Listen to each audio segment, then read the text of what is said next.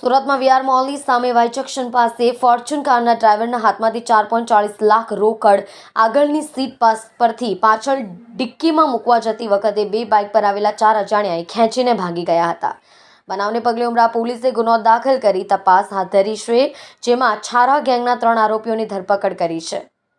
મોરબીના સરામિકના વેપારી કામ અર્થે સુરત આવ્યા હતા, ત્યારે ડ્રાઈવર દિનેશ કટારિયાને વીઆર મોલમાં લઈ ગયા હતા. ત્યારે તેના શેઠને પેમેન્ટ માટે ફોન આવતા ડ્રાઈવરને ભવાનીવાડ ખાતે KS પટેલ આંગડિયા પેઢીમાં મોકલ્યો હતો. મેટ્રોની કામગીરીને કારણે ટ્રાફિક હશે તેમ વિચારીને ડ્રાઈવર તેની ફોર્ચ્યુન કાર SVNIT સર્કલ પાસે મૂકીને ગયો. રિક્ષામાં જઈને રોકડા 4.40 લાખ લઈને પરત રિક્ષામાં આવતો હતો. SVNIT પાસેથી કાર લઈને મોલ જતા વાય જંકશન પાસે ચા પીવા રોકાયો. ત્યારે આગળની સીટ ઉપર મૂકેલા પૈસા પાછળ ડિક્કીમાં આવેલી બેગમાં મૂકવા જતા તેના હાથમાંથી બે બાઇક ઉપર આવેલા 4 અજાણ્યા ખેંચીને ભાગી ગયા હતા.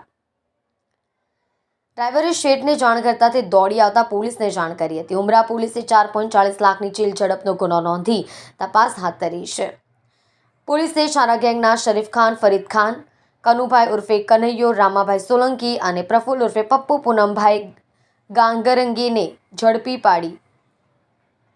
પાડવામાં આવ્યા છે. આરોપીઓની પાસેથી કબજે કરવામાં આવેલ મુદ્દામાલમાં હોન્ડા કંપનીની યુનિકોર્ન બાઇક, બજાજ કંપનીની ડોમિનો D400 બાઇક, એક સોનાનું મંગળસૂત્ર વજન 17.2 ગ્રામ, રોકડા 6,100 રૂપિયા, એક મોટો છરો, પેચું 1, ટીપાના 2, 4 વ્હીલર કારના કાચ તોડવાની હીરાકણી, માથા ઉપર પહેરવાની વિગ, જુદા જુદા રજિસ્ટ્રેશનવાળી નંબર પ્લેટ 3, એક રેડમી કંપનીનો નેવી બ્લુ કલરનો મોબાઈલ ફોન, એક હીરો કંપનીનો બ્લુ કલરનો કીપેડવાળો મોબાઈલ ફોન મળીને કુલ 3,30,000નો મુદ્દામાલ કબજે કર્યો છે.